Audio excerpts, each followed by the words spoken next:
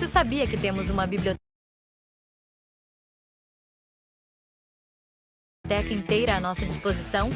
Através do Studio, você encontra 2 ambientes que são fundamentais para a sua experiência. O sistema Minha Biblioteca, com diversos livros responsivos e até mesmo leitura em voz alta para você conseguir adquirir conhecimento de qualquer lugar. Além disso, também temos a Biblioteca Unicesumar, com diversos periódicos e artigos científicos. Nestes 2 ambientes, você encontra as bibliografias básicas e complementares de todas as matérias do seu curso. Tá esperando o quê? Acesse unicesumar.edu.br/biblioteca e expanda agora os seus conhecimentos. Unicesumar EAD. O futuro começa agora. Da disciplina de Física Geral Experimental 1.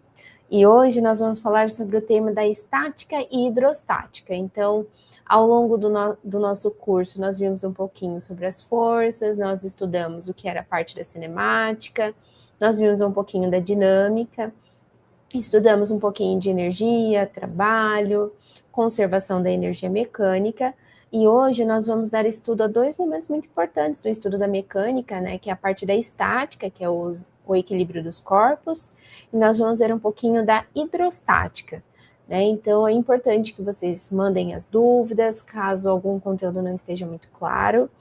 É interessante reforçar que um dos temas que nós vamos trabalhar na aula de hoje, que é a parte da estática, vai auxiliá-los na resolução de um dos momentos da atividade mapa de vocês. Então, não deixem de mandar as dúvidas, não deixem de perguntar ao longo da nossa aula. Então, vamos dar início. As metas de aprendizagem, que é discutir a causa da rotação.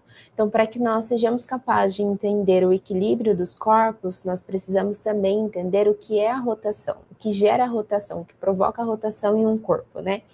Conceituar momento como causa da rotação, então é entender o que provoca a rotação e conseguir conceituar o que é o momento, estabelecer as condições necessárias para que haja equilíbrio dos corpos, de um corpo extenso, e discutir as diferenças entre estado sólido e líquido, conceituar pressão e variação da pressão com a profundidade. Então, quando nós adentramos no estudo da hidrostática, em que nós vamos para os fluidos, né, é entender quando nós temos condições de equilíbrio, né, entender o que é variação, entender o que é a pressão, determinar a resultante das forças aplicadas por um líquido em um corpo nele imerso. Então, nós vamos estudar ali o princípio de Arquímedes, nós vamos estudar o princípio de Stevens. Então, é muito importante que vocês estejam atentos, né? Porque nessa aula ela é dividida em 2 blocos, né? Nós começamos na estática, nos aprofundamos um pouquinho no equilíbrio dos corpos e depois nós vamos para a parte da hidrostática, em que nós vamos estudar os fluidos, né? Então, agora nós vamos iniciar no tópico equilíbrio dos corpos no estado sólido. Então, ainda não estamos falando de hidrostática, nós vamos falar da estática dos corpos. A estática é o ramo da física que estuda as condições necessárias para que um corpo, no estado sólido, permaneça em equilíbrio sob a ação das forças. O que nós estudamos até aqui? 3 leis que eu falo que são fundamentais. A primeira lei de Newton, que é quando a resultante da força é igual a 0, nós temos que um corpo ele tende a permanecer em repouso ou em movimento retilíneo uniforme. E nós vimos que a força ela é a massa vezes a aceleração, que é a segunda lei, o princípio da dinâmica. Então, aqui o que nós estamos começando a entender? Quais são as condições para que um corpo permaneça em equilíbrio? Então, nós dizemos que quando esse corpo ele está em equilíbrio, ele não apresenta variação do seu estado de movimento. Então, ele fica podendo estar em repouso ou em movimento retilíneo uniforme. Então, ou ele está parado, não vai se movimentar, nada acontece com esse corpo, ou ele vai continuar no mesmo estado de movimento que ele estava anteriormente. Assim como nós vimos lá na primeira lei de Newton, que um corpo ele tende a permanecer em repouso, ao menos que uma força atue sobre esse corpo e mude o seu estado de movimento. Então, quando nós tínhamos que a força resultante era nula, o corpo ficava parado, ou ele continuava sem movimento retilíneo uniforme.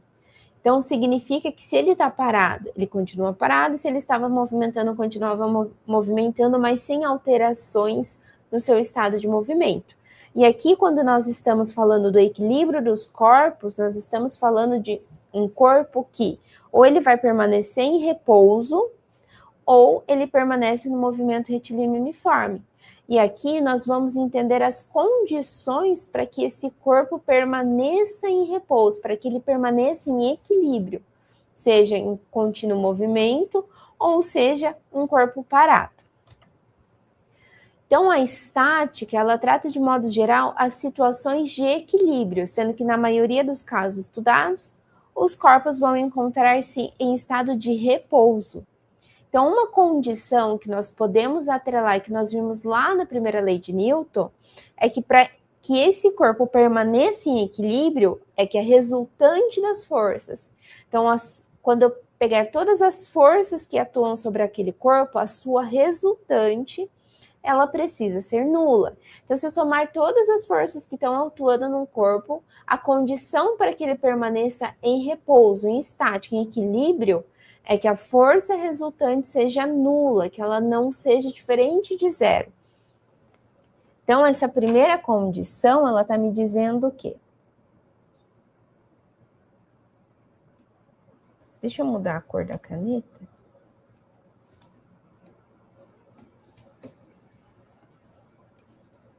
Então, a primeira condição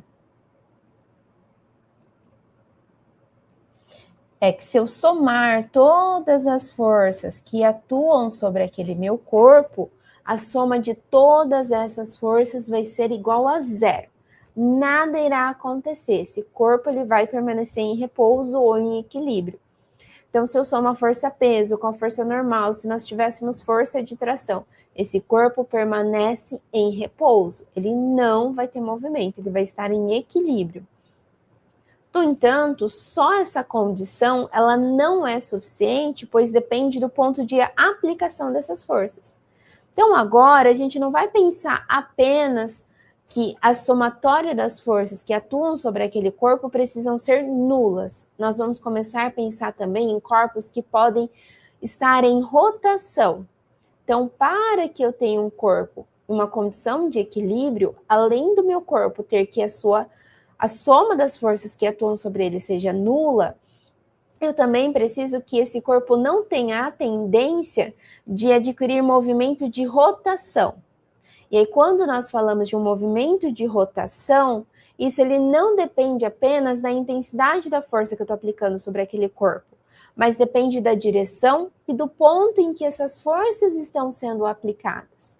Aí, quando nós pensamos isso dentro do nosso cotidiano, um exemplo é quando a gente pensa na porta.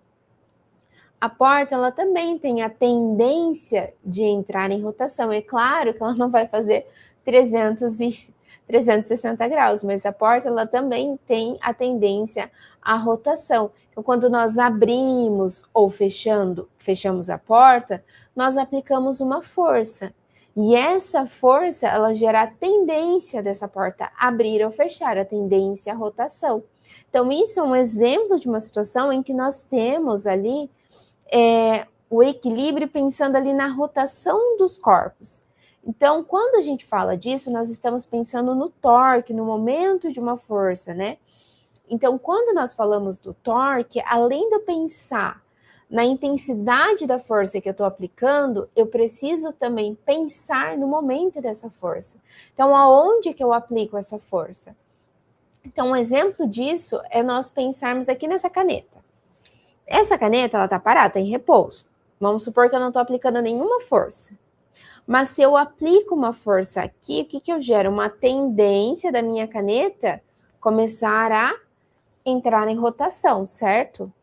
Então, eu só tenho o equilíbrio dessa caneta quando as forças que são aplicadas na caneta, os torques que eu aplico nela, sejam nulos. Ou seja, se eu aplico uma força no sentido horário, eu preciso aplicar uma força no sentido anti-horário de mesma intensidade, para que esse meu corpo, quando eu somar as forças que estão atuando nele, a resultante dela seja nulo. Então, a direção da força que eu aplico e o local onde eu estou aplicando a minha força, quando eu falo da estática, passa a importar. Não basta apenas agora nós pensarmos na intensidade da força. Agora eu preciso pensar também na rotação do corpo. Então não me basta pensar assim, qual a intensidade da força que eu aplico nessa caneta? Ou a intensidade da força que eu estou aplicando na porta? Agora eu preciso pensar aonde que eu estou aplicando a força. Se é na extremidade, se é muito próximo aqui do meio, se é na ponta. Isso tudo importa, porque agora a gente está falando da tendência de um corpo entrar em rotação. Então, o equilíbrio dos corpos no estado sólido, ele acontece quando o meu corpo não tem a tendência de entrar em rotação, de rotacionar, quando ele também não tem uma resultante diferente de zero. Eu não posso ter que as somas que atuam naquele corpo seja diferente de zero. Nós já vamos ver isso com maior clareza, tá? Então, uma condição de equilíbrio é que o corpo que é resultante das forças que atuem sobre ele seja nula. Só que essa condição, ela não é suficiente para garantir o equilíbrio. Como nós acabamos de discutir, eu preciso que, além das forças, a resultante das forças seja nula, nós precisamos também analisar se aquele meu corpo tem a tendência em entrar em rotação. Então, pode acontecer do meu corpo, que está ali parado, quando eu tenho que a intensidade das forças, a soma da intensidade é nula, a soma delas é nula, mas eu posso ainda ter um movimento de rotação. Porque o movimento de rotação, o nosso torque, ele vai depender do local onde eu estou aplicando essa força.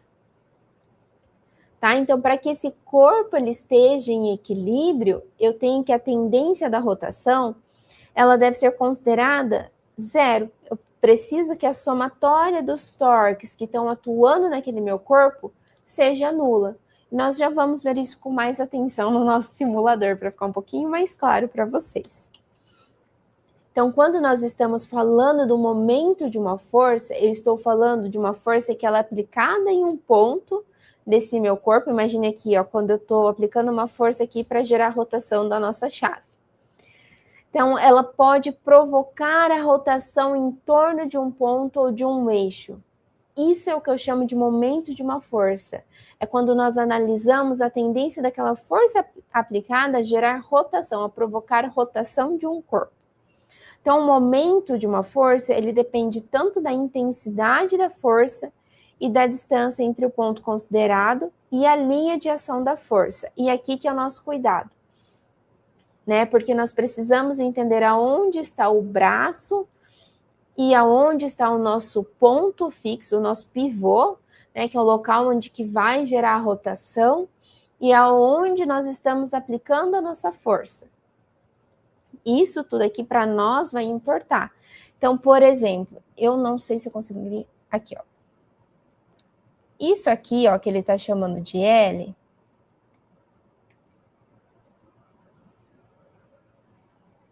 Imagine assim, nesse pontinho aqui, que é onde nós estamos tendo a rotação da nossa chave de fenda, eu não sei se é chave de fenda que chama, é o nosso pivô, nosso ponto fixo. É em torno dele que acontece a nossa rotação, certo? Quando eu penso no momento de uma força, eu preciso pensar onde eu estou aplicando essa força. E a distância do meu pivô ao local onde eu aplico a minha força, eu chamo de braço, que é esse Bzinho aqui, ó, o braço, que é a nossa distância. Isso aqui, então, é o que a gente chama de braço, que é a distância da força aplicada até o nosso pivô. Aí, a gente precisa pensar a linha de ação da força, que é onde essa força está sendo aplicada. Então, aqui, ó, na vertical, nós temos a linha de ação da força.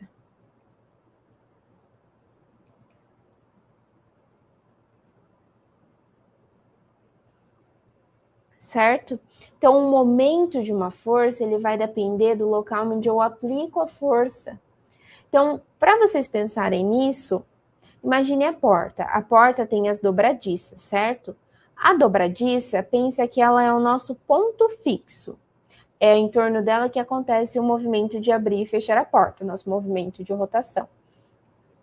Vocês, em algum momento da vida, devem ter tentado, por exemplo, abrir e fechar a porta, principalmente fechar quando a gente está com muita coisa na mão, em uma região que não seja da maçaneta da porta. Quando nós aplicamos uma força muito próximo da dobradiça, nós precisamos fazer mais força para fechar ou para tentar abrir a porta. Vocês podem até fazer isso em casa enquanto vocês assistem a aula. No entanto, quando eu tento empurrar a porta ou abrir a porta pela maçaneta, o que nós podemos observar? Maior facilidade. Quando eu tento carregar um objeto grande, pesado, o que geralmente nós fazemos? Nós pegamos um pedaço de madeira, por exemplo, resistente, e nós aumentamos a distância, né? Porque quanto maior a distância, menor a força que eu vou precisar aplicar. E quanto mais próximo do meu eixo de rotação, maior a força que eu preciso aplicar. Certo? Então, o momento de uma força, ele está nos dizendo quanto de força eu preciso aplicar para gerar rotação daquele meu corpo, para gerar movimento. Então, esse braço, essa distância, para nós importa. Então, agora a gente não se questiona mais sobre a intensidade da força, o quanto de força eu aplico para movimentar um objeto. Agora eu também preciso me questionar onde eu estou aplicando essa força para gerar movimento desse corpo, para fazer com que ele rotacione, certo? Então, agora, quando eu penso em equilíbrio, eu não posso pensar apenas a intensidade da força, eu também me questiono onde eu estou aplicando essa força, porque isso passa a nos importar também. Porque não adianta só que a soma da intensidade das minhas forças seja nula. Eu preciso que a soma dos meus torques que estão atuando nesse corpo também seja nulo. E aí, olha para a nossa equação. Momento, né? Isso aqui que é o nosso torque, o nosso M, né? Ou momento de uma força.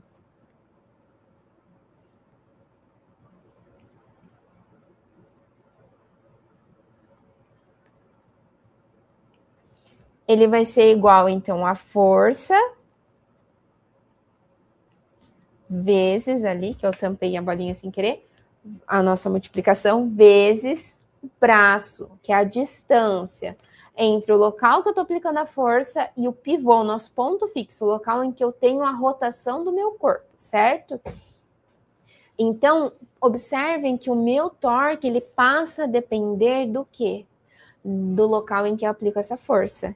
Então, não basta apenas eu pensar em intensidade, agora a gente precisa pensar também no local de aplicação dessa força.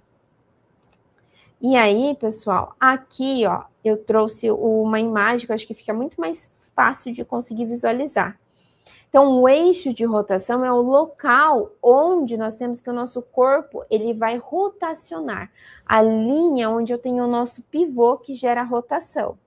E esse ponto aqui é o local, tá vendo que eu tenho um eixo ali? É a aplicação, é a linha de aplicação da minha força. Ela tá na mesma direção da minha força que está sendo aplicada. Então, veja que a força está sendo aplicada na maçaneta, para abrir a porta. Então, a nossa linha, ó, ela tá aqui. Vou fazer até de outra cor para vocês enxergarem. Nossa linha de ação tá aqui, certo? E o nosso braço tá aqui, ó. Que é a distância entre o local que eu tô aplicando a força e o local ali onde eu tenho meu ponto fixo, que é esse, ó. Que é o nosso pivô, ponto fixo. Então, é em torno dele que nós temos a rotação ali da nossa porta. Então, eu preciso pensar aonde eu aplico a força. Porque se eu aplico a força nesse ponto aqui 2, eu tenho que aplicar mais força para mim abrir ou fechar a porta. Por quê? Porque nós diminuímos a distância, né? Nós diminuímos o braço de aplicação da força. O braço, lembra que ele é sempre a distância onde eu aplico a força do nosso ponto fixo. Então, se eu estou diminuindo essa distância, eu preciso aplicar uma força ainda maior, né? E além disso, percebam que essa força que está sendo aplicada, ela está numa vertical em relação ao nosso ponto fixo. Agora, se eu aplico uma força aqui, ó, um F3 aqui, eu no máximo vou conseguir fazer elongar essa porta ou comprimir, mas eu não consigo gerar rotação. Se eu puxar a minha porta na mesma linha do meu eixo de aplicação, nada acontece. Eu não vou gerar movimentação dessa minha porta. Então, aonde eu aplico a força, importa. Não importa apenas a somatória das forças. Eu preciso pensar também o local onde eu estou aplicando essa força. Eu vou mostrar isso de um jeito mais fácil.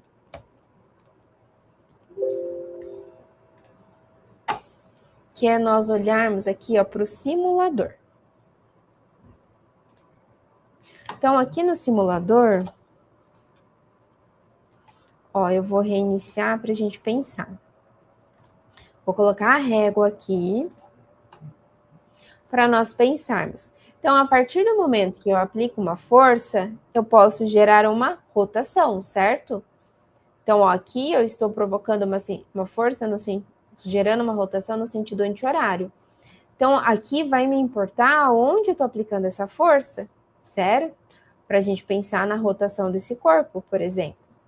Então, aonde eu aplico a minha força influencia no movimento. Se eu quero que o meu corpo esteja em equilíbrio, eu vou colocar aqui um outro corpo. E eu preciso que essa nossa gangorra fique em equilíbrio. Então, eu preciso pensar que, se eu tenho forças, imagine aqui que vamos pensar só na força-peso a princípio. Eu tenho a força-peso, a minha força-peso nada mais é do que massa vezes a gravidade. A gravidade é uma constante, certo? Então, o que vai influenciar aqui para nós na rotação? Se o torque é a força pela distância.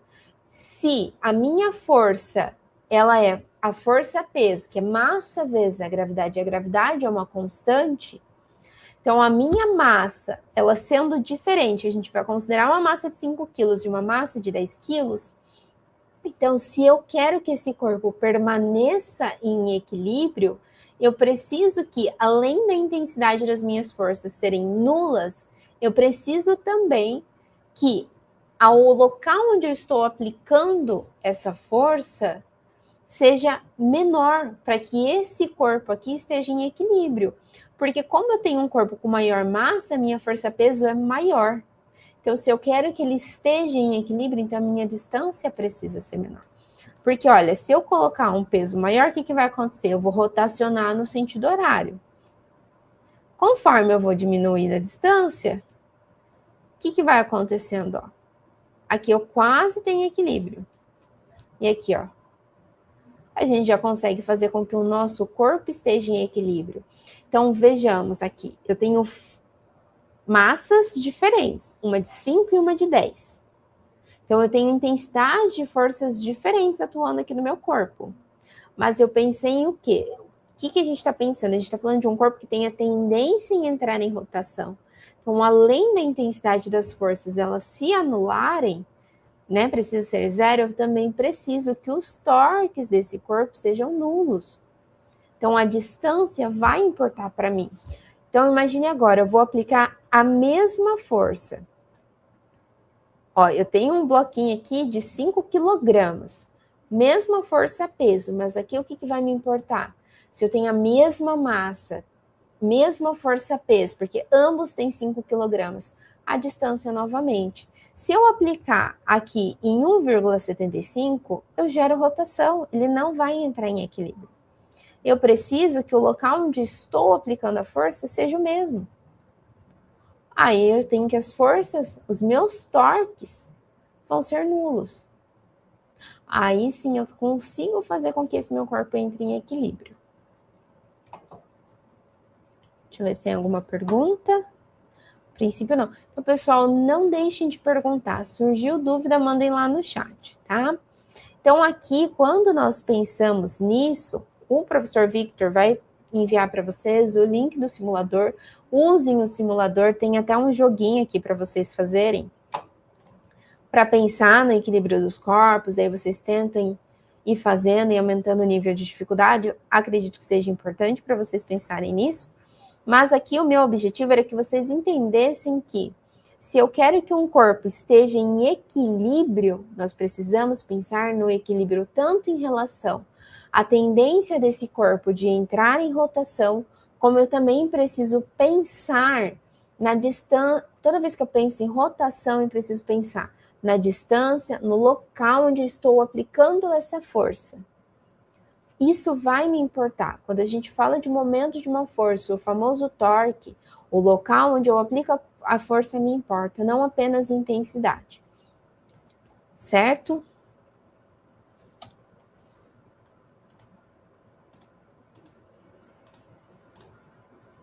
Então, voltando aqui para os nossos slides. Então, quando a gente fala de condições de equilíbrio, então, para nós, o momento, o que eu preciso lembrar em relação ao momento? O momento, ele pode ser positivo ou negativo, então aqui, ó, eu até diria que a gente precisa colocar assim, ó, que o momento de uma força, o momento de uma força é mais ou menos a força vezes o braço.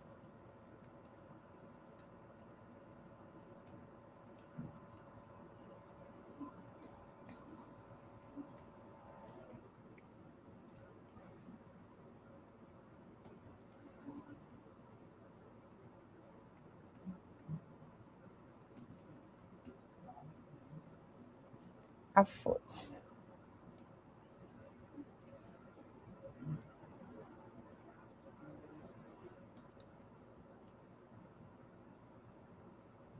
E por que esse sinal de mais ou menos? Porque ele pode ter um sentido positivo ou um sentido negativo.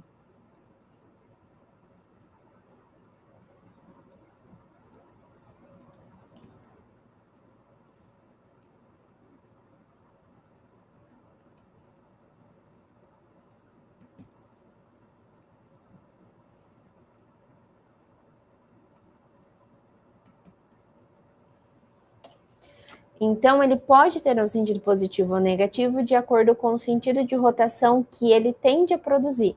Então, quando eu aplico uma força nesse nosso corpo, nesse nosso objeto, o sentido da rotação que ele assume vai me dizer se eu tenho um torque positivo ou um torque negativo. Por convenção, o que se adota?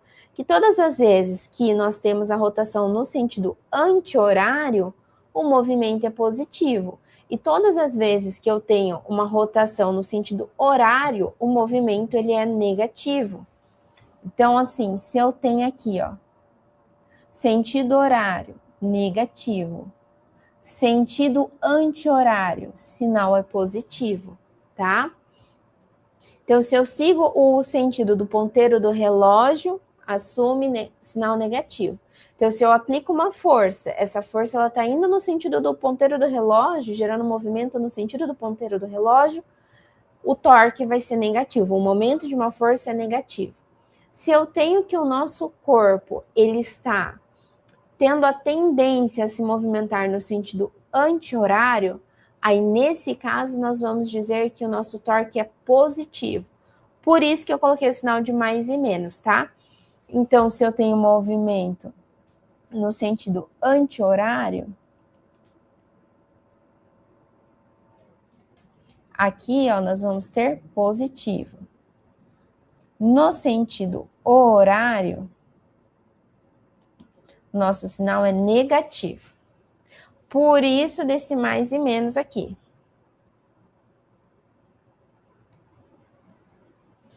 Deixa eu só arrumar aqui, ó. Vou colocar sinal, que eu acho que vai ficar mais fácil de vocês entenderem. Pode assumir o sinal positivo ou negativo, que vai depender, então, do sentido do movimento do nosso corpo. Então, pensa que isso aqui, a gente está falando do ponteiro do relógio, tá?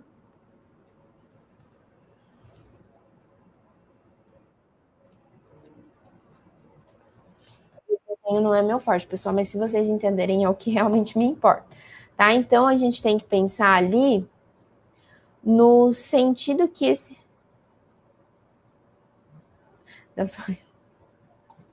Peraí.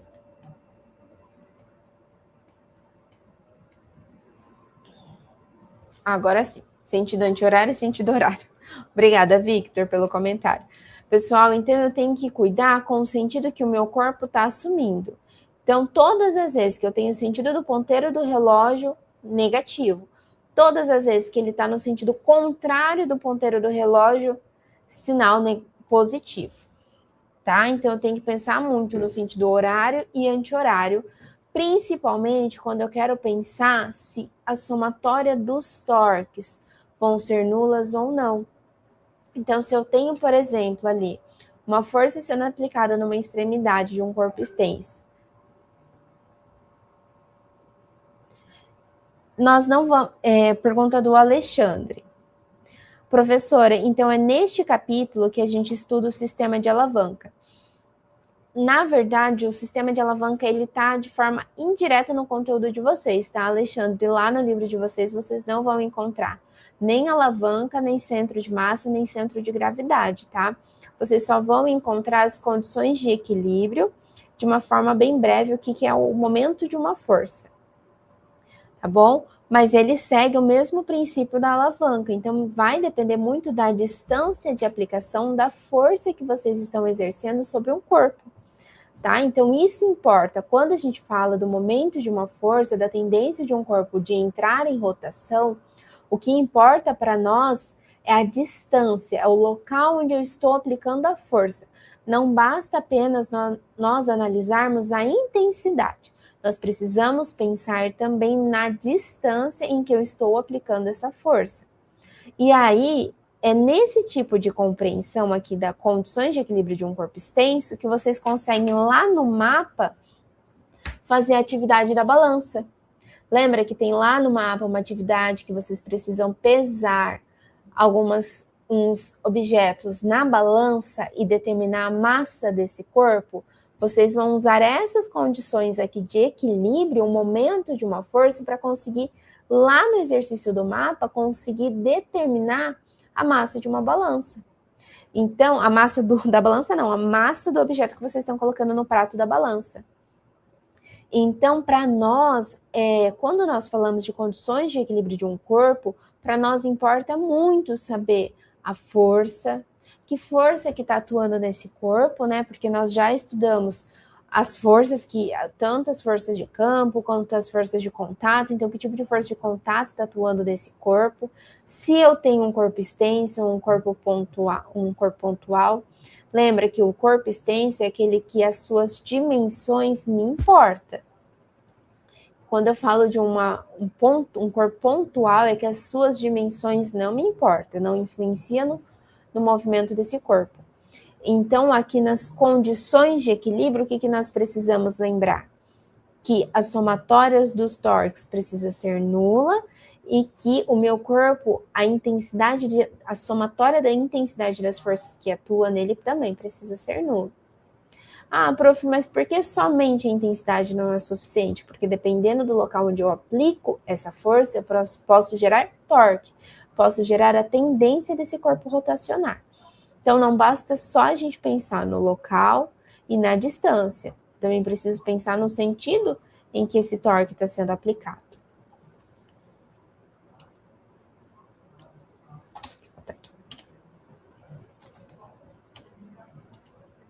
Então, aqui eu coloquei para vocês, ó. Para que um corpo extenso esteja em equilíbrio, ele precisa satisfazer duas condições. A primeira é que a soma das forças que atuam sobre esse corpo tem que ser nula.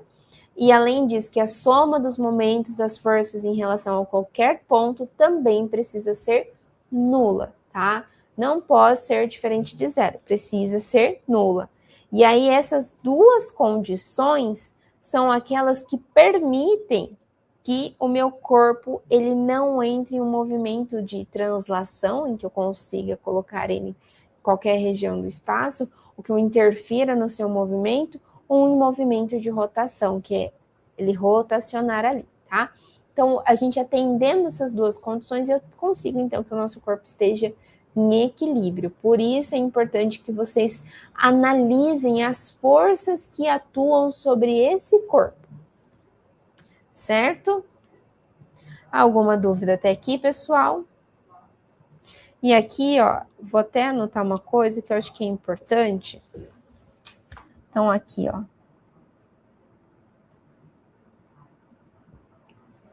Isso é uma coisa que eu percebo que acontece bastante de errar. Então, é o nosso eixo de rotação. Só para vocês não esquecerem. Ali é o nossa maçaneta, é o ponto de aplicação da força.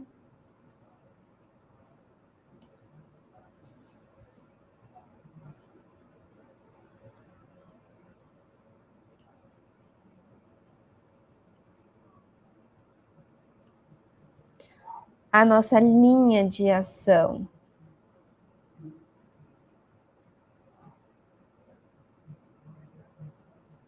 Que é o nosso LA, é a direção da força aplicada na maçaneta.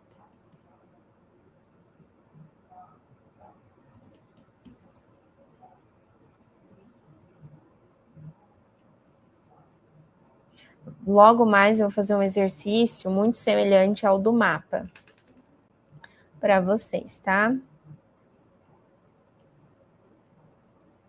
Vocês pensarem um pouquinho nessas condições de equilíbrio. Deixa eu ver se eu posso anotar mais alguma coisa importante para vocês. Sim, tem uma coisa que eu queria que vocês pensassem aqui junto comigo. Ainda bem que eu tenho aqui um espaçozinho. Imaginei assim, pessoal, que eu tenho essa barrazinha aqui. E aqui, ó, é o nosso pivô, nosso ponto de rotação, tá? Nosso polo, ponto fixo, é onde eu tenho a rotação do corpo. Imagine que eu quero gerar rotação com uma força aqui, ó. Certo? Lembra que nós vimos decomposição das forças? E aqui eu quero chamar a atenção para um ponto em específico, que é assim, pessoal. Todas as vezes que eu estou falando de aplicação de uma força que gere rotação, além de eu pensar onde eu estou aplicando essa força, eu também preciso pensar qual é a força que vai gerar a rotação do meu corpo. Porque veja, ó, onde está meu pontinho? Aqui é o nosso ponto fixo. Nosso polo, pivô, enfim, vários nomes que ele assume. Se eu pensar no eixo X, Y, a gente vai fazer a decomposição dessa força, certo? Vou chamar de força 1. Então, se eu faço a decomposição, que a gente já viu isso lá quando nós estudamos dinâmica, nós podemos fazer a decomposição das forças no eixo X e Y. Então, para nós, que força que vai gerar a rotação? Se eu puxar essa... Imagine que aqui eu tenho um pregozinho e eu vou ter, então, que isso aqui vai se movimentar, certo? Se eu puxar a minha caneta assim, eu não vou gerar rotação nela, certo? Eu não consigo fazer ela rotacionar puxando para cá ou empurrando para lá. Se ela está num ponto fixo, se eu puxo ou eu empurro, eu não gero o movimento da minha caneta. Mas se eu aplico uma força para cá ou para lá, para cá ou para lá, igual no desenho, no caso, seria para cá ou para lá, no caso, para cá, eu gero rotação. Então, para mim, a força que está na mesma linha do meu ponto fixo não vai gerar movimento. Eu preciso que seja uma força vertical. Então, a força, nesse caso, que vai gerar movimento é essa força aqui, ó. A nossa força em Y, a nossa força vertical. Agora, a nossa força F de X aqui, ó, deixa eu fazer de outra cor para vocês verem a decomposição.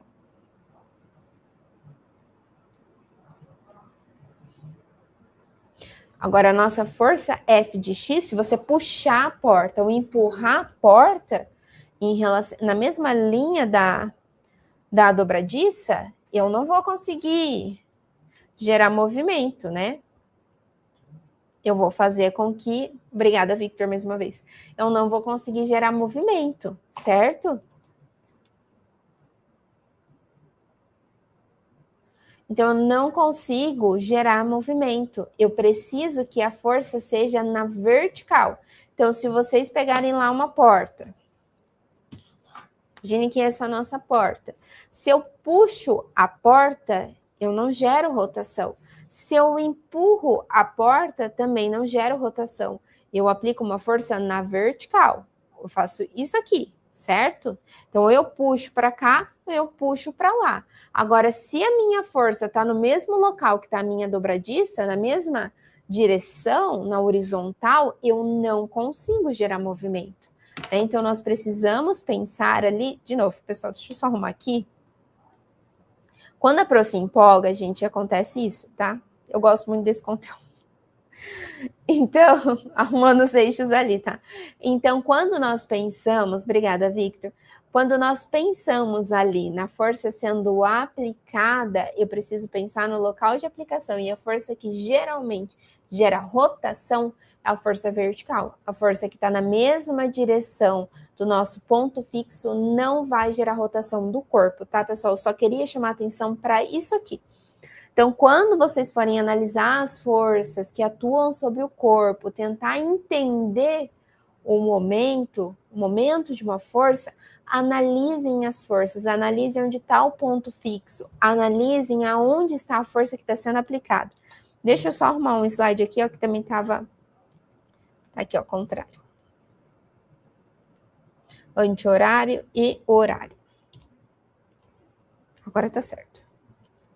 Tá? Então, só para vocês lembrarem desses aspectos que eu considero que é importante, geralmente gera confusão na hora de entender a resolução de um exercício. Tá? Então, eu peço para que vocês tenham atenção em relação a isso, para que não aconteça algum erro. Ou se nós pensarmos, por exemplo, assim, e é o último exemplo que eu dou, antes de eu ir para o exercício, não vai dar tempo. Então, aqui, ó, imagine que eu tenho um objeto e eu quero fazer com que esse objeto rotacione, seja no sentido horário, seja no sentido anti-horário. Certo? E aí eu vou lá e aplico uma força nesse meu objeto. Apliquei uma força aqui, ó, uma força 1. Então, quando a gente pensa nessa força sendo aplicada, nessa força 1, aqui, ó, eu vou desenhar aqui. Isso aqui é a nossa linha de aplicação da força, nosso LA. Aí daqui, ó, do nosso ponto fixo, nosso polo, o pivô. Então, do nosso ponto em que eu gero rotação até o local onde eu estou aplicando a minha força, é o que nós chamamos de braço. Tá? Então, só para a gente lembrar. E se eu aplicasse uma força... Desculpa, pessoal. Se eu aplicasse uma força aqui, tá na mesma linha da rotação, aí eu não gero movimento nenhum, tá? Então, só para a gente lembrar. E, bom, vamos para um exemplo, então. Bom, esse exemplo, ele é bem legal, porque ele é um exemplo muito semelhante ao que vocês vão fazer lá na atividade mapa de vocês.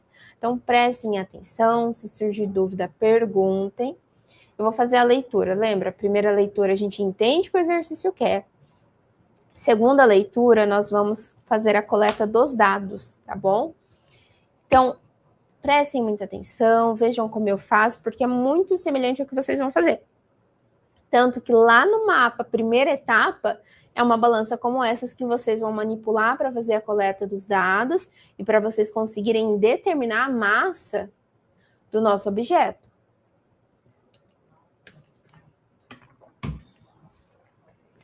Então, o exercício diz assim: em feiras livres, ainda é comum encontrar balanças mecânicas, cujo funcionamento é baseado no equilíbrio de corpos extensos. Então, eu tenho essa balança, nós temos geralmente um apoio, tem o prato da balança, e nós queremos fazer com que esse corpo entre em equilíbrio para mim conseguir determinar o peso que eu tenho ali do objeto que está no prato. Na figura a seguir, tem-se a representação de uma dessas balanças, constituída basicamente de uma régua metálica, que é essa réguazinha aqui, ó. Uma régua metálica homogênea, de massa desprezível, então a massa da nossa régua não importa para o nosso estudo. Um ponto de apoio, um prato fixo, em uma extremidade da régua, e um cursor. Isso aqui é o cursor. É aquele que lá no nosso exercício do mapa, vocês vão mexer até vocês fazerem com que o corpo que vocês colocaram lá no prato, e à medida que vocês regulam a distância, entre em equilíbrio. Que pode se movimentar desde o ponto de apoio até a outra extremidade da régua. A distância do centro do prato até o ponto de apoio é de 10 centímetros. O cursor tem massa de igual a 0,5 kg. Então, quando o prato está vazio, a régua fica em equilíbrio na horizontal, com o cursor, a 4 centímetros de apoio. Colocando 1 kg sobre o prato, a régua ficará em equilíbrio na horizontal. Se o cursor estiver livre, há uma distância do apoio em centímetros igual. Então, o que o exercício quer que sejamos capazes de determinar? Ele fala que, então, nós temos equilíbrio. Se eu tenho equilíbrio, eu não tenho rotação. Não tenho rotação e a somatória das minhas forças precisa ser nula, tá? Então, eu não vou rotacionar nem no sentido horário, nem no sentido horário, nem no sentido anti-horário. Não tenho rotação. Ele vai ficar parado. Isso significa, então, se ele está em equilíbrio, eu tenho que a somatória das minhas forças é igual a zero. Também tenho que a somatória do meu momento de uma força é zero, certo? Isso significa que ele está em equilíbrio, certo? Então, vamos lá fazer a retirada dos dados. Então, ele diz assim, ó, a massa da nossa régua é desprezível, não vai influenciar no nosso estudo. Outro ponto importante, ele diz assim, a distância do centro do prato de apoio então, a distância do centro do prato até o ponto de apoio é de 10 centímetros. O cursor, ele tem uma massa de 1,5 gramas. E quando o prato está vazio, a régua fica em equilíbrio horizontal. Importante, equilíbrio horizontal. Com o cursor a 4 centímetros do nosso apoio. E ele quer saber o quê? Quando eu coloco 1 quilograma sobre o meu prato, aonde deve estar o nosso cursor em relação ao apoio? Então, a gente vai fazer agora a retirada dos nossos dados. Deixa eu ver para o próximo.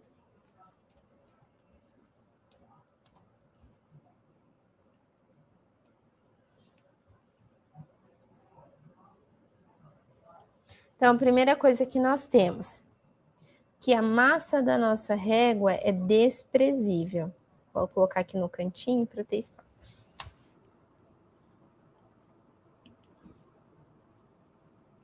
Isso significa que para estudo do nosso movimento, nós não vamos considerar a massa da régua.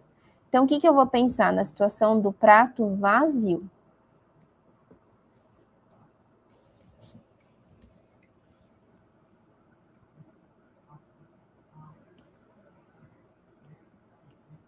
Quando o meu prato está vazio, o que nós temos? Que a massa do cursor, vou chamar de MC, tá?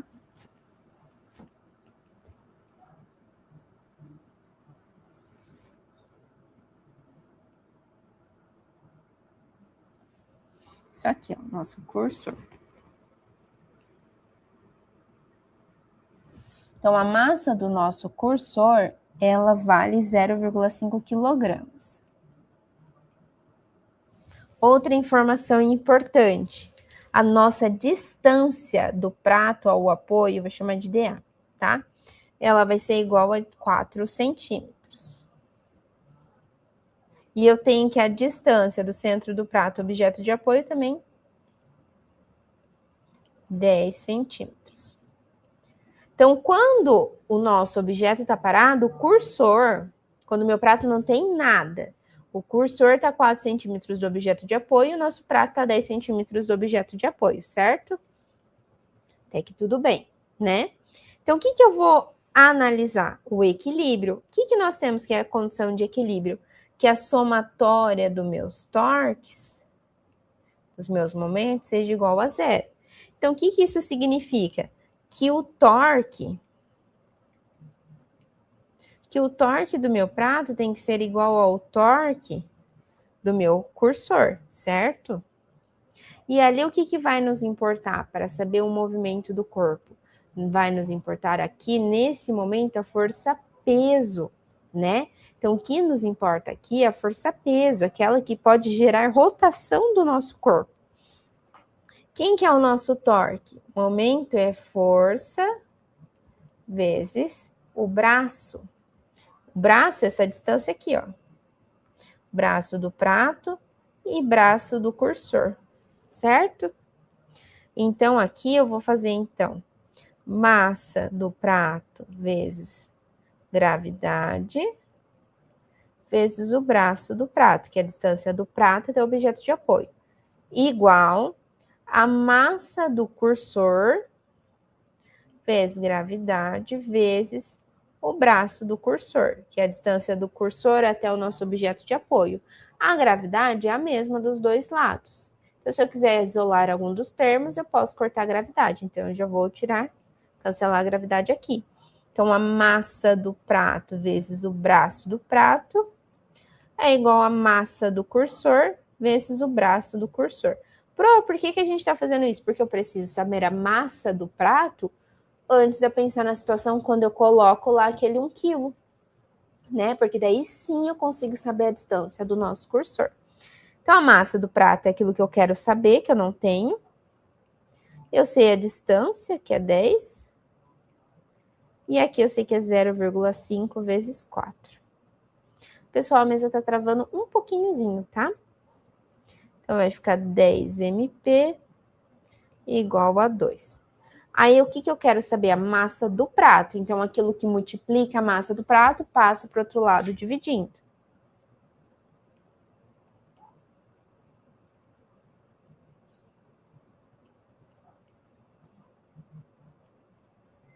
Então, a massa do nosso prato é 0,2 quilogramas, certo?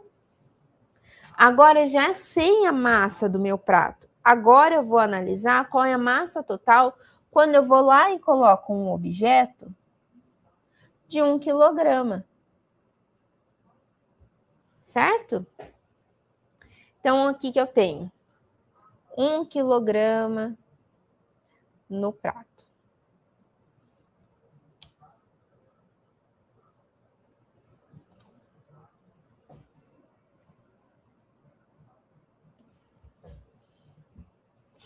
Então, quando eu tenho 1 quilograma no prato, eu tenho a somatória do valor do prato mais a minha massa. Então, a massa total ali no prato vai ser a massa do prato mais a massa cursor. Cursor não. A massa do objeto. Vou chamar de MO, porque é a massa do objeto que a gente colocou ali. Então, aqui eu tenho 0,2 mais 1. Então, a massa total ser 1,2 quilogramas.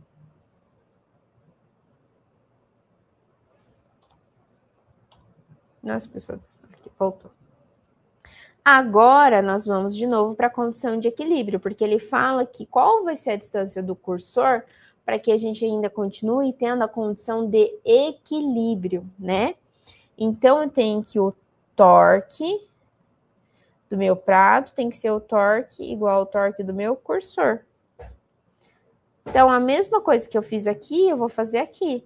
Então, eu cortei gravidade igualmente, então eu tenho a massa do prato vezes o braço do prato, igual a massa do cursor vezes o braço do cursor.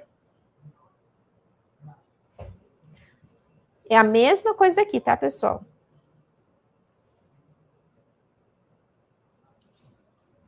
Então, quem é a massa do meu prato? É 1,2 vezes 10, que vai ser igual a 0,5 vezes o braço do cursor. A tela tá travando um pouquinho, tá, pessoal? Mas qualquer coisa, se vocês não conseguirem ver, Victor, você me avisa ali no chat, por gentileza. Então, vai ficar 12 é igual a 0,5 braço do cursor, que é a distância do cursor até o nosso objeto de apoio.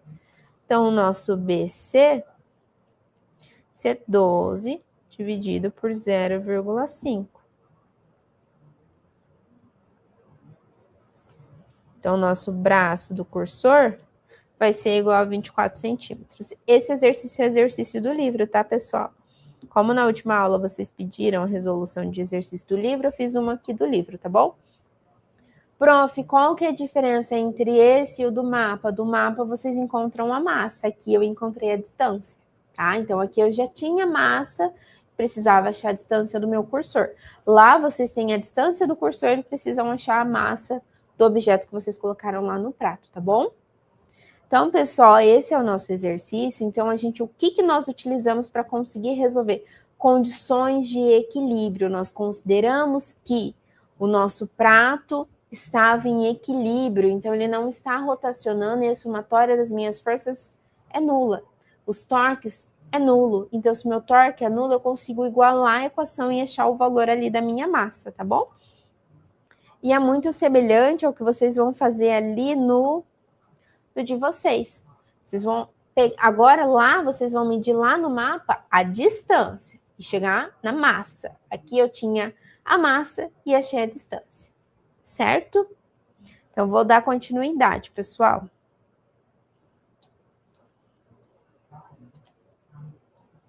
Agora, nós vamos sair ali do nosso conteúdo de hidrostática. De hidrostática não, a gente sai do conteúdo de estática e nós entramos em hidrostática. Então, a hidrostática é o ramo da física que estuda a força exercida por e sobre nos líquidos, tá? Líquidos em repouso. Então, agora a gente vai esquecer um pouquinho dos objetos e nós vamos pensar um pouquinho nos fluidos, né? Nos líquidos, tá? E esse estudo ele tem origem na análise da água, que foi o primeiro fluido a ser investigado. Então, o primeiro fluido que nós temos conhecimento e que foi investigado foi a água. Um fluido é uma substância que pode ser facilmente escoado. Um exemplo disso é a água da minha garrafinha. Isso aqui é um fluido. Ele pode ser facilmente escorrido. Não vou fazer isso aqui porque não onde eu jogar. Mas isso é um exemplo que tem aqui dentro, esse líquido aqui dentro, é um exemplo de um fluido. Ele tem a capacidade de escoar facilmente. A minha água aqui dentro não tem forma própria, ela vai adquirir a forma do recipiente que a contém. Então, se eu tirar a água dessa garrafinha e colocar em outro recipiente, a água da minha garrafinha vai assumir a forma daquele outro recipiente. Então, o fluido é um líquido que consegue escoar facilmente e que ele assume a forma do recipiente que o contém. No caso, o recipiente que contém o meu líquido aqui, o meu fluido, é a minha garrafinha. Mas poderia ser um copo, poderia ser uma tigela, poderia ser uma panela, uma leiteira. Então, ele vai assumir a forma do recipiente que o contém, certo? E então ele não tem uma forma própria, ele muda de forma quando ele é submetido à ação de pequenas forças. Então, o termo fluido, ele pode ser utilizado tanto quando nós estamos falando dos líquidos, como a água, ou quando nós estamos falando dos gases, como os gases da atmosfera, certo? No estudo da hidrostática, nós vamos compreender as grandezas e conceitos associados ao equilíbrio dos nossos fluidos. Então, a gente não vai mais pensar agora no equilíbrio dos objetos. Agora, a gente vai focar a nossa atenção para o equilíbrio dos fluidos, certo? E aí, nós temos que o nosso corpo ele pode estar no estado sólido, líquido e gasoso. Só para nós relembrarmos. Nós falamos que um corpo ele está no estado sólido quando as partículas que o constituem, ali como na imagem que nós temos aqui, ó, estão rigidamente interligadas, né? Então, eu não consigo fazer com que elas se desloquem facilmente ali, né? Então, garantindo uma forma e um volume bem definido, como o nosso cubo de gelo, por exemplo. Agora, no outro extremo, quando nós falamos do estado gasoso, por exemplo, quando a gente ferve a água e a gente consegue ver aquelas fumacinhas ali saindo, ou os gases que formam a nossa atmosfera, né? Eles possuem interações entre moléculas muito fracas. Então, no lugar deles estarem igual lá no sólido, ligadinho, uma forma própria, aqui isso não acontece mais. Então, eles assumem forma e o volume do recipiente que o contém, diferente do nosso sólido. Já os líquidos, eles ocupam uma posição intermediária entre dois estados, que é o estado sólido e o estado gasoso. E as forças entre as ligações das partículas que o contêm são suficientes para manter o volume constante, mas não capazes de definir uma forma própria. Então, ele também vai assumir a forma do recipiente que o contém. Então, por isso que os líquidos, eles assumem a forma do recipiente. Então, se eu coloco ele aqui na garrafinha, ele assume a forma dessa garrafinha. Se eu colocar num copo, ele vai assumir ali a forma do copo, certo? E aí, pessoal, a gente entra numa grandeza que vocês vão utilizar muito, muito mesmo. Toda vez que nós falarmos da parte da hidrostática, nos importa a densidade. Nós vamos usar ali na lei de Stevens, nós vamos usar em Arquímedes. Então, a densidade importa. A densidade é uma grandeza que ela relaciona a quantidade de matéria de um corpo com o volume que ele ocupa. Então, quanto de matéria eu tenho naquele volume daquele corpo que o contém. E aí nós conseguimos caracterizar os diferentes materiais. Então, aqui, ó, a densidade é igual a massa dividido pelo volume. Então, a densidade, ela vai indicar para nós como a matéria ela vai estar distribuída no volume de um corpo, tá? Então, os corpos com maior densidade possuem maior quantidade de matéria concentrada em um mesmo volume, enquanto os corpos de menor densidade apresentam menor concentração de matéria.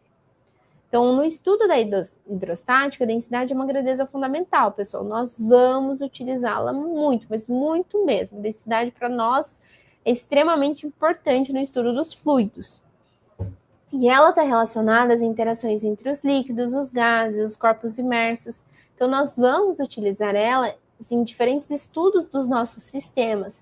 Então, quando a gente for estudar um corpo submerso, quando nós formos pensar em empuxo, vou usar densidade. Quando nós pensamos o que acontece com a pressão dos líquidos, quando nós temos um corpo lá dentro de um submetido numa vasilha, o que vai acontecer? Vou pensar em densidade. Então, nós vamos usar muito a densidade, muito mais do que nós usamos massa. Então, quando nós entramos na hidrostática, nós fazemos muito uso da densidade, mais do que pensar em massa dos nossos corpos, tá? E pressão. Pressão é quando o corpo exerce uma força sobre o outro, distribuída numa superfície de contato. Então, essa força atua em um único ponto, mas ao longo de toda a área desse corpo. Então, para descrever esse efeito, a gente define, então, que a pressão, a intensidade da força, aqui, ó, nossa força pela área. Então, é o tanto de força que eu aplico pela área. Então, se eu tenho uma área pequenininha e aplico uma grande força, o que acontece com a minha pressão? Percebam que a pressão é uma grandeza inversamente proporcional à minha área, né? Então, a nossa área importa. O tanto de força que eu aplico ali na minha área vai determinar a minha pressão. Então, a pressão, ela indica como uma força está distribuída ao longo de uma área. Para uma mesma força, quanto menor a área de contato, maior será a pressão exercida, porque são grandezas inversamente proporcionais. Então, se eu tenho uma força constante, quanto menor a minha área, maior a minha pressão, porque são grandezas inversamente proporcionais. Então, se uma diminui, a outra aumenta. Então, quanto maior as áreas que eu tenho, menor a pressão. E isso nós usamos, por exemplo, na agronomia, nós usamos em diferentes áreas de atuação. Porque se eu preciso que a pressão seja menor, então eu preciso aumentar a minha área de contato. Se eu quero que a minha pressão seja maior, então eu diminuo a minha área de contato. Então, se eu pego meu dedinho, vou lá e aperto assim a pontinha aqui da minha caneta, eu vou sentir uma pressão muito maior do que se eu apertar aqui, porque a minha área de contato aqui de cima da minha caneta em relação à minha pontinha é diferente, é a mesma coisa ali naquela situação. Se eu tenho o prego e eu aperto ali, a minha área de contato é maior do que a ponta do prego. Então, a pressão que eu sinto quando eu aperto ali cabeça do prego, na pontinha do prego, é diferente. Então, a área e a pressão são grandezas inversamente proporcionais, certo? Então, a minha área aqui nos importa. Então, quanto maior a área, menor pressão. Quanto menor pressão, maior a minha área. Então, são grandezas inversamente proporcionais, tá? Aí, o teorema de Stevens, pessoal, eu vou mostrar ele para vocês e vou explicar certinho como ele surge. Mas o teorema de Stevens, ele é um líquido em equilíbrio. Então, se a gente pensa em um líquido em equilíbrio, a pressão ela vai variar de acordo com a profundidade. Vocês já ouviram isso? Quanto maior, mais fundo eu estou, maior a pressão exercida sobre esse corpo. Então, nós vamos considerar diferentes pontos no interior de um líquido e observar que pontos localizados na mesma horizontal apresentam o mesmo valor de pressão, enquanto pontos em diferentes níveis vão apresentar pressões distintas. E essa variação ocorre porque a pressão depende da quantidade de líquido que está acima daquele ponto. Então, se vocês estão numa região muito funda da piscina, muito funda do mar, maior é a pressão que está sendo exercida sobre a nossa cabeça, por exemplo. Quanto mais próximo da superfície nós estamos, menor a pressão exercida sobre o nosso corpo. Então, a variação da minha pressão vai depender da quantidade de líquido que há em cima do nosso objeto. E a diferença entre a pressão entre dois pontos de um mesmo líquido em equilíbrio é dada pelo produto da densidade, da aceleração da gravidade e da diferença de profundidade, que é o que eu vou mostrar para vocês, tá bom? Deixa eu só colocar aqui uma folhinha a mais e eu vou fazer essa anotação e mostrar para vocês da onde que sai o teorema de Stevens. Tá? Só um momentinho que deu uma travadinha aqui.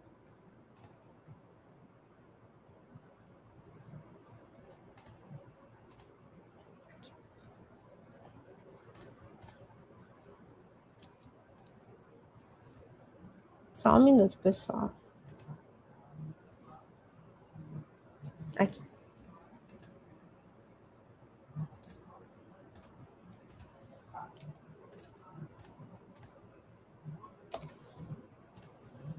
Pronto. Então, vamos imaginar a seguinte situação. Eu vou ficar aqui de pé.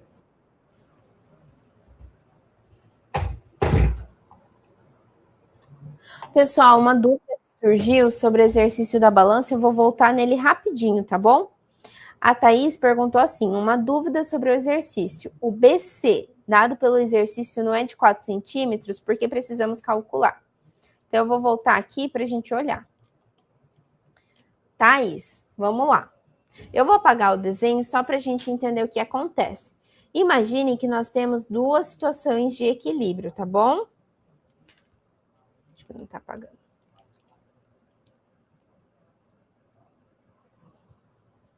Aqui, ó.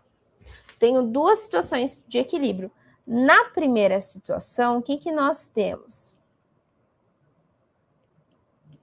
Na primeira situação, meu prato está vazio.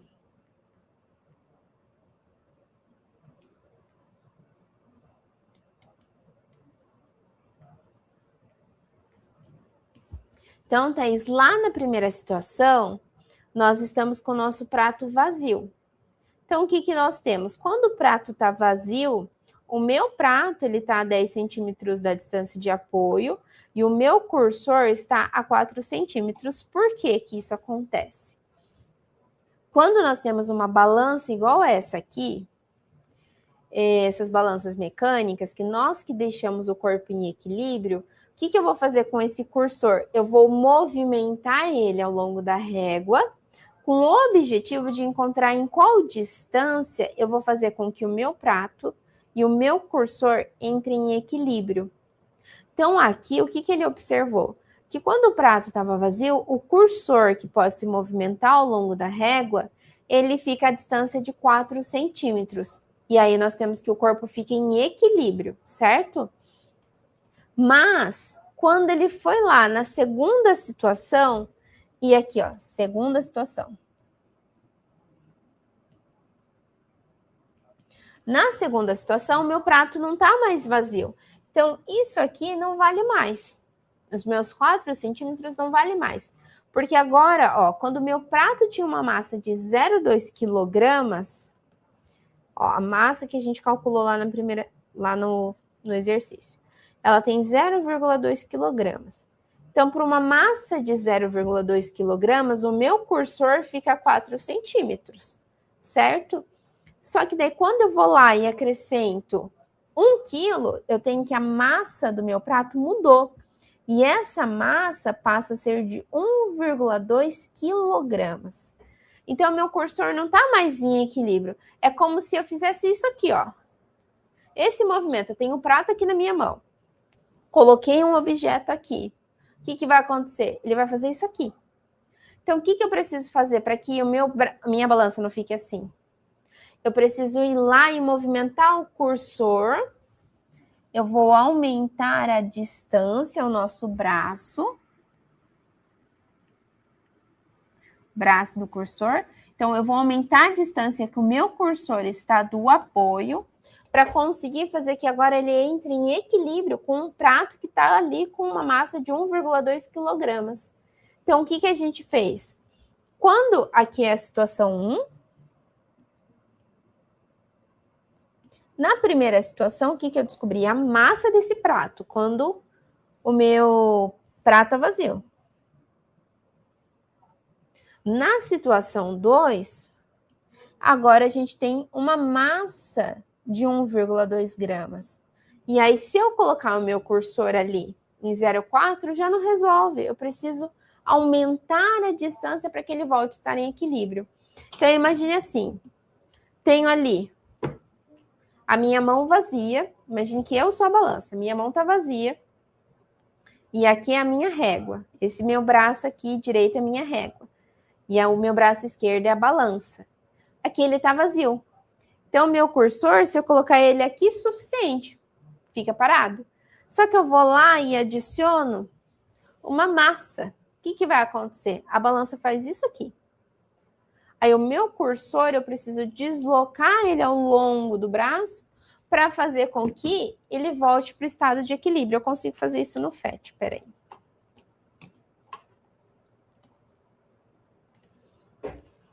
Aqui, ó. Imagine assim. Eu vou lá, aqui tá em equilíbrio, certo? Tá paradinho, bonitinho. Imagine que essa minha gangorra é a nossa balança. E eu vou lá, primeiro ela tá assim, ó.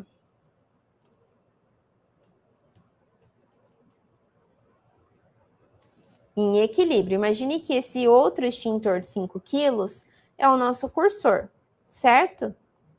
Vou colocar um pouquinho mais para cá. Então, assim, ó, tenho lá a minha balança. Vamos supor que a minha balança pesa 5 quilos. Movi o meu cursor até ali, no ponto 0,5, consegui o equilíbrio. Só que eu vou lá na minha massa, da minha balança, e adiciono mais uma massinha. O que eu preciso fazer?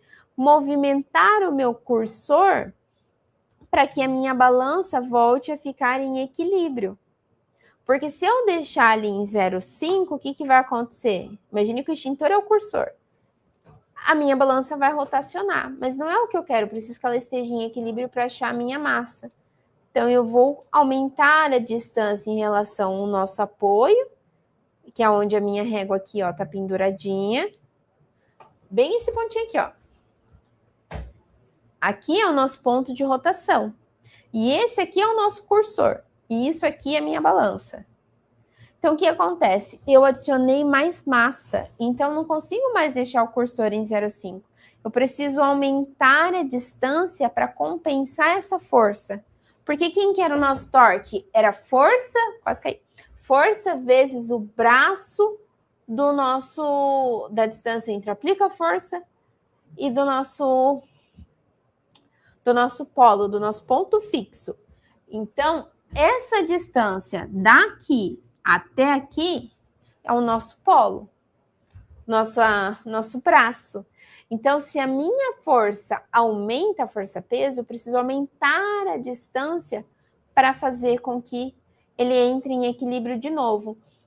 Então, por isso que na segunda situação, o meu cursor não estava mais na distância, meu braço não estava mais na distância de 4 centímetros.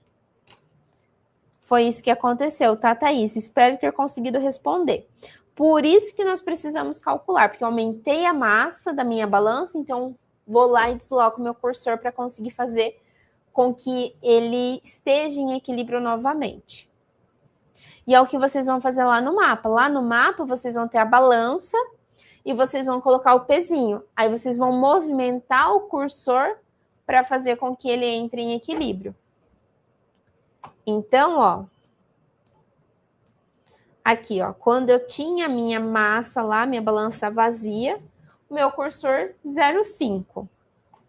Adicionei a massa, a distância não dá mais. Eu preciso aumentar a distância para gerar equilíbrio. Aí agora eu consigo deixar o nosso corpo em equilíbrio, certo? É isso que nós fizemos. Na primeira situação, sabia onde estava o cursor, mas não sabia a massa da balança. Então, nós achamos a massa da balança. Na segunda situação, como eu aumentei a massa que tinha na minha balança, eu precisei deslocar o cursor. Por isso que nós precisamos calcular o BC na segunda situação, porque eu precisei deslocar ele para fazer com que meu corpo voltasse para o seu estado de equilíbrio. Deixa eu ver se tem outra dúvida. Acho que foi isso. Perfeito. Então, voltando aqui. Thaís, espero que você tenha entendido. Se você não entendeu ou se alguém mais não entendeu, manda lá no chat, tá, pessoal? Em tempo da nossa aula, porque falta só mais um pouquinho para terminar.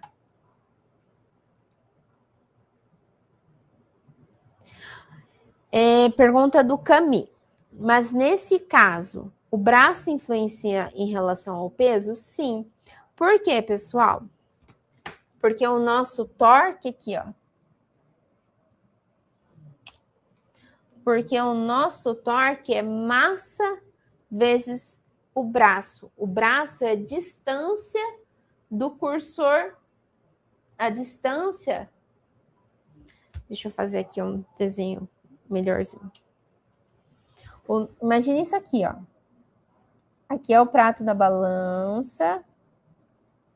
Aí aqui tem o objeto de apoio. E aqui o cursor. Certo? O meu braço é a distância do... Aqui imagine que eu tenho a força-peso da minha balança, certo? É a distância da região de aplicação da força até o objeto de apoio. Então, isso aqui, essa distância aqui é meu braço. Certo? Então, a distância do meu objeto de apoio, onde está a minha régua, até o meu cursor, é o meu braço do cursor. Então, quando a gente fala do torque, do nosso momento de força, ele é igual a força vezes a distância. A distância não, o braço. Então, isso aqui influencia no meu movimento, certo? Influencia na força que eu estou aplicando. Igual a porta. Imagine lá a porta, Cami. Tenta abrir a porta. Tenta abrir a porta próximo da dobradiça e a porta na maçaneta. Então, bem pertinho da dobradiça da porta, tenta abrir. E depois tenta abrir mais distante da dobradiça, tipo a maçaneta. Veja a diferença que dá. Quando vocês eram pequenos, vocês já tentaram brincar com o portão? Hoje em dia, apesar que o portão hoje em dia é eletrônico, né? Mas geralmente, quando a gente é pequeno, a gente tenta brincar com aqueles portão de grade. E quando nós temos ali o portão de grade, nós temos a dobradiça também do portão. É a região em que ele vai rotacionar. Quando eu pego o portão próximo da dobradiça, tento abrir ou fechar, eu tenho dificuldade. Mas quando eu vou lá na pontinha, distante da nossa dobradiça, é mais fácil. A mesma coisa quando a gente tenta abrir a porta, assim, quando a gente está carregando as coisas na mão. Preciso empurrar a porta com o pé. Quando eu empurro próximo da extremidade da porta, é mais fácil. Agora, quando eu empurro próximo à dobradiça, é mais difícil, mais força eu preciso fazer. Certo? Então, o braço, ele vai influenciar não em relação diretamente ao peso, mas ele vai influenciar em relação ao torque que eu vou realizar, aquilo que gera tendência do movimento do meu corpo. Certo, Cami? Então, ali para nós, quando a gente fala dessa tendência do corpo rotacionar, dele se rotacionar, dele se deslocar, para mim, importa o local de aplicação da minha força. Então, não é mais só a intensidade de força, eu preciso pensar onde eu aplico essa força para gerar rotação. A mesma coisa quando vocês estão tentando carregar um objeto muito pesado. Imagine que vocês têm uma estrutura muito pesada e precisa carregar aquela estrutura. Eu não consigo pegar aquela estrutura com o braço e levantar. O que a gente usa? O braço de alavanca. Eu vou lá, coloco uma madeira e quanto maior a distância que eu tenho, menos força eu aplico. Então, quanto mais distante eu estou do local que gera rotação, menos força preciso aplicar. A mesma coisa da porta. Tentem abrir. Façam esse exercício em casa, depois do final da aula. Tentem abrir a porta próximo à dobradiça da porta, na metade do caminho entre a dobradiça e a maçaneta, e na maçaneta. E observem para mim, onde foi mais fácil de abrir a porta? Não precisa nem pegar na maçaneta para abrir ou fechar a porta, empurrar ou puxar a porta. Tentem fazer isso e observem a diferença nesses 3 pontos. Quanto mais perto da dobradiça, mais pesado vai parecer ser a porta. Quanto mais distante, mais leve vai parecer ser a porta. Então, quando a gente precisa gerar rotação de um corpo, a distância para mim vai importar. Então, esse braço, quanto mais distante ele está do eixo de rotação, mais força vocês precisam aplicar, certo? Se surgir mais dúvida, aproveitem para perguntar, tá, pessoal? Não fiquem com dúvidas, porque esse exercício aqui é muito semelhante ao que vocês vão fazer no mapa, tá? E vocês vão usar muito. Equilíbrio de força se usa muito na física. Compreender isso aqui, esse conceito inicial é a base de vocês para entender a física lá na frente, tá? Então, retornando para a lei de Steven, imagine assim, eu vou fazer um desenho, só que desenho não é a minha habilidade, tá, pessoal? Então, imagine que eu tenho assim.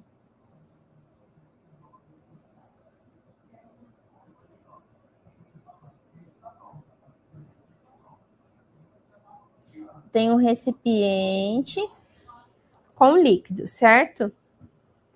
E eu vou lá, imagine que eu tenho um recipiente com líquido. O que nós aprendemos? Nós aprendemos que a pressão é a força sobre a área, certo? Imagine que eu vou lá e coloco um pontinho aqui.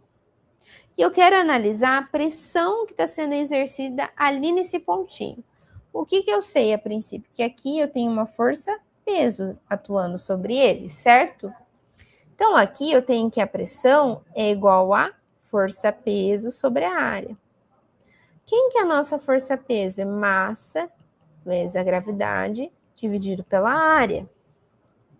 Lembra lá, densidade. Lembra que eu falei que a gente usa muito? É massa pelo volume. Então, a minha massa é densidade vezes o volume. Então, vou substituir aqui, ó. Pressão é igual a massa vezes o volume vezes a gravidade. Massa não, aqui, ó. Densidade vezes o volume vezes a gravidade sobre a área. Quem que é o volume desse recipiente? Não é a altura vezes a área da base? Então, nós temos que a pressão é igual a densidade, volume, altura vezes a área da base.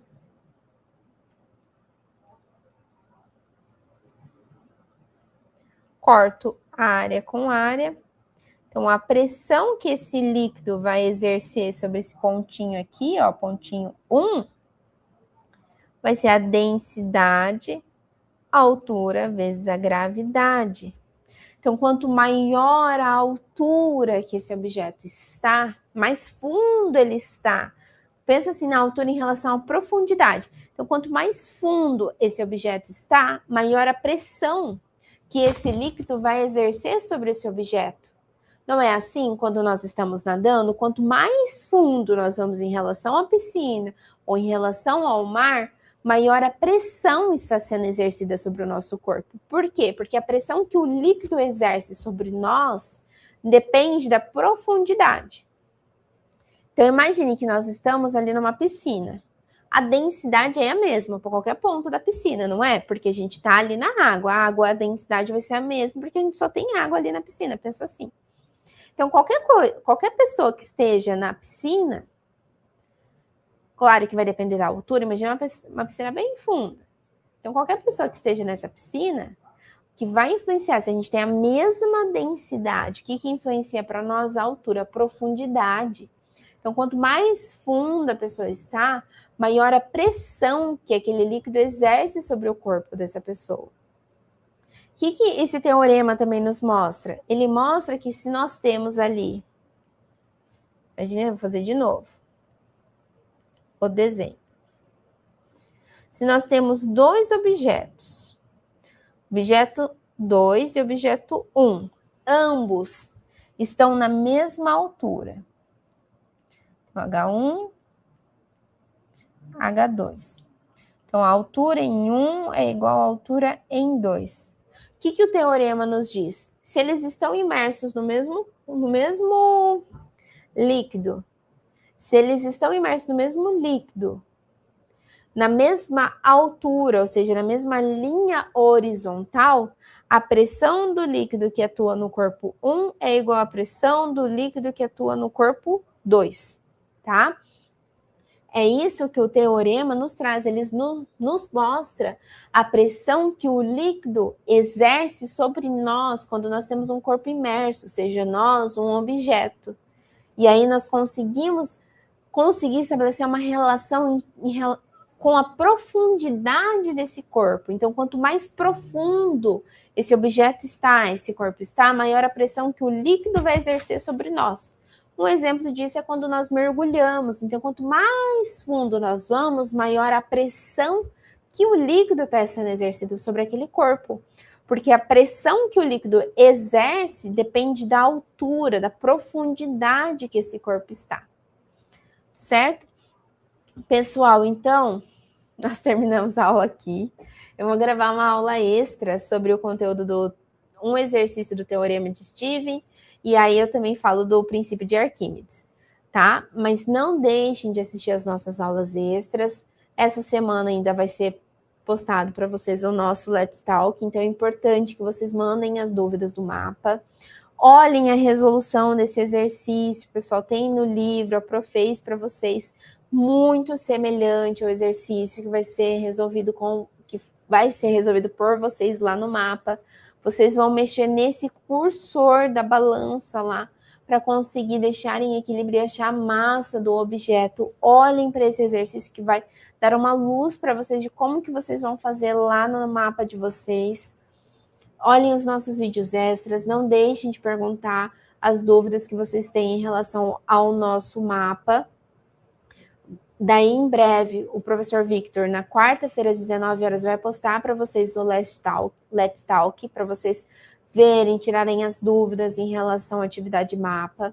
E as nossas aulas extras também vão ser postadas, tá? Não deixem de assistir as aulas extras, eu gravo para vocês com muito carinho, na expectativa de que vocês consigam entender o conteúdo que ficou faltando trabalhar na aula ao vivo. Muito obrigada pela atenção de vocês e pela participação. Eu fico muito feliz quando vocês perguntam no nosso chat, muito feliz quando vocês conseguem entender o conteúdo e vejo vocês em breve. Tchau, pessoal. Bons estudos a todos e muito obrigada pela atenção e por participarem da nossa aula.